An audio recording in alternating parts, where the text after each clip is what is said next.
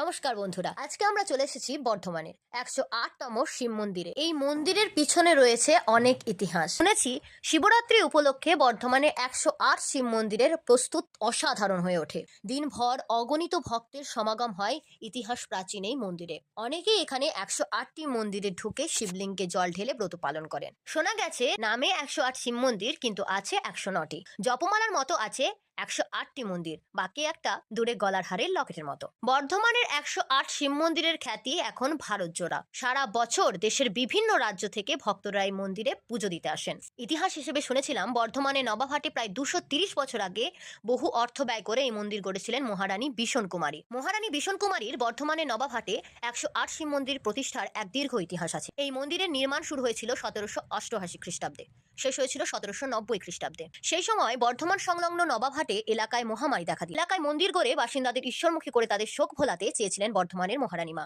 সেই ভাবনা থেকেই নবাবহাটে এই 108 শিব মন্দির গড়ে তোলেন তিনি।